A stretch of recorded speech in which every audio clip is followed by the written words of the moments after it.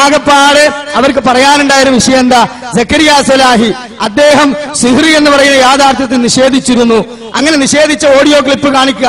പിന്നെ മൂപ്പര് തിരുത്തിയിട്ട് അള്ളാഹുവിനക്ക് പുറത്തേട്ട് ഈ സലാസുലമിന്റെ വേക്കൽ നടന്ന് ഞാൻ അങ്ങനെ പോയി എന്ന് പറഞ്ഞ ക്ലിപ്പ് ഇട്ടിട്ട് പറയാ, കണ്ടോ പൊളിഞ്ഞുപോയി. എന്ത് പൊളിന്? അപ്പൊ സക്കരിയ സ്വലാഹി അത് പറയാനുണ്ടായ പശ്ചാത്തലം എന്താ ഇൻഷാ അല്ലാഹ് ഞാൻ വിശദീകരിക്കാം. പക്ഷെ ഈ വിഷയത്തില് കേരള നദത്തുൽ മുജാഹിദീന്റെ ആദർശം എന്താണ് കേട്ടോളൂ നിങ്ങൾ. വളരെ വ്യക്തമായി കൊണ്ട് തന്നെ 960 കാലഘട്ടങ്ങളിൽ അമാനി മൗലവിയും അലവി മൗലവിയും എഴുതിയ സുന്നി പണ്ഡിതന്മാർ വരെ നമുക്ക് എതിരിലെ തെളിവായി ആധികാരികമായി ഉദ്ധരിക്കുന്ന മുജാഹിദ് പ്രസ്ഥാനത്തിന്റെ പരിഭാഷ, അമാനി മൗലവിയുടെ പരിഭാഷ, കെ മൗലവി പരിശോധിച്ച പരിഭാഷ, ആ പരിഭാഷയില് സിഹ്റിനെ പറ്റിയുള്ള കാര്യം നിങ്ങൾ ഒന്ന് കേട്ടോളൂ. ഇവരെ പ്രസംഗിച്ച മുസ്ലിയാരും ഇവരെ താങ്ങുന്ന എല്ലാവരും ഇപ്പൊ പുതിയ വാദമായി പറഞ്ഞുകൊണ്ടിരിക്കുകയാണെന്ത്? മുജാഹിദ് പ്രസ്ഥാനം സിഹ്ർ ഫലിക്കൂല എന്ന് പറഞ്ഞിരുന്നു, ഇപ്പൊ അതിന് ആത്മീയമായി ഒക്കെ ഉണ്ട് എന്നാ പറയുന്നത്. സത്യധാര 2007 പോലും അബ്ദുൽ ഹമീദ് വൈസി അമ്പലക്കട എഴുതിയല്ല, സിഹ്ർ ഫലിക്കുമെന്നും ചില ആത്മീയ ചികിത്സകളൊക്കെ ആകാമെന്നും ഔദ്യോഗികമായ വിഭാഗം ഇപ്പോൾ സമ്മതിച്ചുകൊണ്ടിരിക്കുന്നു. അപ്പൊ ഔദ്യോഗിക ഗ്രൂപ്പ് ഇപ്പൊ സമ്മതിക്കണം, അന്ന് നിഷേധിച്ചു എന്ന്. 960 കാലഘട്ടങ്ങളിൽ പിളർപ്പില്ല. അന്നേ സഹോദരങ്ങളെ ഇതിനെക്കുറിച്ച് വളരെ വ്യക്തമായി പറഞ്ഞ ഭാഗം നിങ്ങൾ ഞാനൊന്ന് കേൾപ്പിക്കുകയാണ്, കേട്ടോളൂ. ഗുണമോ ദോഷമോ ഉള്ള ഏതെങ്കിലും ഫലമുണ്ടാകുന്ന തരത്തിൽ ഒരു സിഹ്റുമില്ല. കേവലം മനുഷ്യരെ പകിട്ടാക്കുന്ന ചില ചപ്പടി വിദ്യകൾ മാത്രമുള്ള പേരാണ് സിഹ്ർ എന്നിങ്ങനെ പല അഭിപ്രായങ്ങൾ മുമ്പും ഇപ്പോഴുമുണ്ട്, പണ്ട് മുതലേ ഉണ്ട്. എന്നാൽ ആരഭിപ്രായ കേട്ടോളി, കേനമിന്റെ അല്ല, മുഅ്തസിലിയ വിഭാഗക്കാരിൽ നിന്ന് ആണ് ഇതിന്റെ ഉത്ഭവം. വിശദാംശങ്ങളിൽ കുറച്ചൊക്കെ സത്യമുണ്ടെങ്കിലും മൊത്തത്തിൽ ഈ അഭിപ്രായം ഖുർആനിനോ നബിവചനങ്ങൾക്കോ എതിരാകുന്നു. ഇനി സിഹ്റിനെ പറ്റി അദ്ദേഹം വിശദീകരിക്കുന്ന കേട്ടോളൂ. വസ്തുതകളുടെ പ്രകൃതിയിൽ മാറ്റം വരുത്തുകയോ പുതിയ ഏതെങ്കിലും യാഥാർത്ഥ്യം സൃഷ്ടിക്കുകയോ അല്ല സിഹ്ർ. പക്ഷേ മനുഷ്യന്റെ ഇന്ദ്രിയ ശക്തികളെ സിഹ്റിന്റെ കർത്താവ് ഉദ്ദേശിക്കുന്ന പ്രകാരത്തിൽ കബളിപ്പിച്ചേക്കും. ഇതാണ് മൂസാ നബി സ്വല്ലല്ലാഹു അലൈഹി വസല്ലമയുടെ കഥയിൽ ഖുർആൻ വിവരിച്ച സിഹ്ർ. സിഹ്റുകാരുടെ കയറുകളും വടികളും അവരുടെ സിഹ്ർ നിമിത്തം ഓടുന്നതായി അദ്ദേഹത്തിന് തോന്നപ്പെട്ടിരുന്നുവെന്നും ഭയപ്പെടേണ്ടതില്ല. താൻ തന്നെയാണ് അല്ലാഹു പറഞ്ഞു.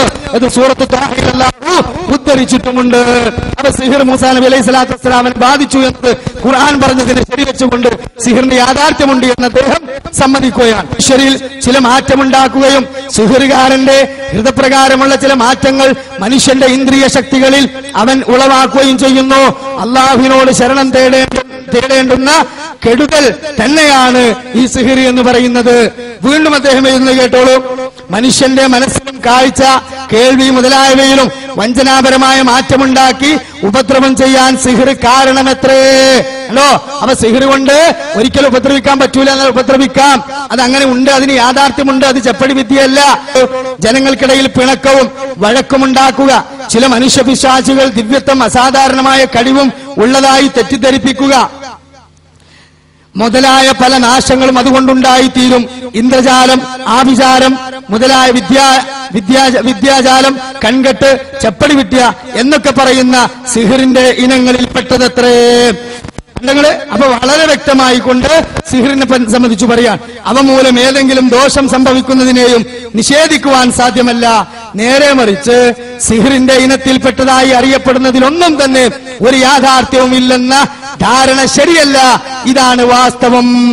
അപ്പൊ സിഹ്റിനെ സംബന്ധിച്ച് വളരെ കൃത്യമായി കെ മൗലവി പരിശോധിച്ച, അമാനി മൗലവി എഴുതിയ, അലവി മൗലവി എഴുതിയ ആ പരിഭാഷയിൽ സഹോദരങ്ങളെ വളരെ വ്യക്തമായി തന്നെ പറയുന്നുണ്ട്. ഇനി 1985 സൽസബീൽ അൽമനാർ കേരള നദത്തുൽ മുജാഹിദീന്റെ മാസിക, അതിൽ തന്നെ നോക്കൂ നിങ്ങൾ. വളരെ വ്യക്തമായി കൊണ്ട് തന്നെ സിഹ്ർ എന്ന അധ്യായം വെച്ചുകൊണ്ട് എഴുതുന്നുണ്ട്. അബ്ദുൽ ഹക്ക് സുല്ലമി ആമയൂര് ആ സിഹ്റിനെ സംബന്ധിച്ചിടത്തോളം പറയുന്നുണ്ട്, പ്രവാചകൻ താക്കീത് നൽകിയ 7 മഹാഭാവങ്ങളിൽ ഒന്നാണ് സിഹ്ർ അഥവാ ആഭിചാരം. പ്രാചീന കാലം മുതൽ തന്നെ മനുഷ്യനെ ചൂഷണം ചെയ്യുന്നതിന് സ്വീകരിച്ചു വന്ന ഒരു പ്രവർത്തനമാണിത് എന്ന് അദ്ദേഹം പറഞ്ഞിട്ട്, ധനസമ്പാദനം, ശത്രു സംഹാരം, ആഗ്രഹ സഫലീകരണം, കുടുംബഭദ്രത, സന്താന സൗഭാഗ്യം എന്നിങ്ങനെ മനുഷ്യന്റെ ഭൗതിക നേട്ടങ്ങൾക്ക് വേണ്ടിയാണ് സിഹ്ർ ചെയ്യപ്പെടുന്നത്. അല്ലോ, അപ്പൊ ഇതിലൊക്കെ സിഹ്ർ ബാധിക്കുമെന്നും അതിലൊക്കെ നഷ്ടങ്ങൾ ഉണ്ടാകുമെന്നും കൃത്യമായി തന്നെയാണ് ഇവിടെ പറയുന്നത്. മാരണം അദ്ദേഹം പറയുന്നത് കേട്ടോളൂ. പിന്നെ ഉറുക്ക്, നൂല് കെട്ടുക, ജപപൂജകൾ നടത്തുക, തകിടുകൾ കുഴിച്ചിടുക, കനൽ ചാട്ടം, തുള്ളൽ ഹോമം, കോലം നിർമ്മിച്ച് കുഴിച്ചു മൂടൽ എന്നിങ്ങനെ വിവിധ മാർഗങ്ങൾ ആവശ്യങ്ങളുടെ തോതനുസരിച്ച് ചെയ്യപ്പെടുന്നു. മാട്ട്, മാരണം എന്നീ പേരുകളിൽ നടത്തപ്പെടുന്ന ഭീമത്സവമായ ദുരാചാരങ്ങളും സിഹിർ തന്നെയാണ്. അവ സിഹിർ ഇല്ല എന്നോ അതിന് യാഥാർത്ഥ്യമില്ല എന്നോ പറയുകയാണെങ്കിൽ ഇങ്ങനെ എഴുതേണ്ട ആവശ്യമുണ്ടോ? പരിഭാഷയിൽ ഇതിന്റെ വിശദീകരണത്തിൽ കൊടുക്കേണ്ടതുണ്ടോ? അപ്പൊ സഹോദരങ്ങളെ, കേരളത്തുൽ മുജാഹിദീന്റെ പഴയകാല നിലപാട് വളരെ കൃത്യമായി അത് തന്നെയായിരുന്നു. പിന്നെ ഈ സലാസുല്ലമി അദ്ദേഹം നിഷേധിച്ചു. ഇയാളെ യുക്തിവാദത്തിന്റെ സ്ലിപ്പുകൾ ഇങ്ങനെ കൊടുക്കും. അങ്ങനെ സക്കരിയ സ്വലാഹി വിദ്യാർത്ഥിയായ കാലത്ത് പ്രസംഗിക്കാൻ പോയ ചില ക്ലാസുകളിൽ സിഹിറിന് യാഥാർത്ഥ്യമൊന്നുമില്ല, ഇതൊക്കെ വെറും ചെപ്പടി വിദ്യയാണെന്ന് പറഞ്ഞ് പ്രസംഗിച്ചു. അങ്ങനെ ഇയാളെ പോക്ക് നിഷേധത്തിലേക്കാണെന്നും ഇത് പ്രമാണം ധിക്കരിച്ചുകൊണ്ടുള്ള പോക്കാണെന്നും സക്കരിയ സ്വലാഹിക്ക് മനസ്സിലായി. സക്കരിയ സ്വലാഹി മാന്യമായി തിരിച്ചു വന്നു, തിരുത്തി, അള്ളാഹുവിനോട് മാപ്പ് പറഞ്ഞു, ജനങ്ങളുടെ മുമ്പിൽ തുറന്നു, ധൈര്യസമേതം മടിയില്ലാതെ പറഞ്ഞു അള്ളാഹുക്ക് പുറത്തിരട്ടെ. സഹോദര, അത് മാന്യതയാണ്. ഒരു സത്യവിശ്വാസി തെറ്റിൽ ഉറച്ചു നിൽക്കുന്നവനല്ല, തെറ്റ് സംഭവിച്ചാൽ തിരുത്തുന്നവനാണ് മുഅ്മിന്. അതുകൊണ്ട് മുഅ്മിനായ സക്കരിയ സ്വലാഹി അത് തിരുത്തി. അതുകൊണ്ട് നിങ്ങളെ അത് പൊളിഞ്ഞു എന്ന് പറഞ്ഞിട്ട് കാര്യമല്ല. 19 കൊല്ലമായി കൊണ്ടുവരുന്ന ആദർശം പവിത്രമാണ്, അത് പൊളിഞ്ഞിട്ടില്ല. അങ്ങനെ തിരുത്തിയത് ഒരു അപരാധമാണെങ്കിൽ ഇമാം ഷാഫി റഹ്മത്തുള്ളാഹി അലൈഹി ജദീദായ ഖൗലുണ്ട്, ഖദീമായ ഖൗലുണ്ട്. എങ്ങനെ 2 ഖൗല് വന്നു? അദ്ദേഹം നിലവാരമില്ലാത്ത പണ്ഡിതനാണെന്ന് പറയോ? അദ്ദേഹം ഒരു കാര്യം അപ്പൊ പറഞ്ഞു പിന്നെ തിരുത്തി എന്ന് പറയോ? അപ്പൊ പ്രമാണം കിട്ടിയപ്പോൾ തിരുത്തിയതാണ്.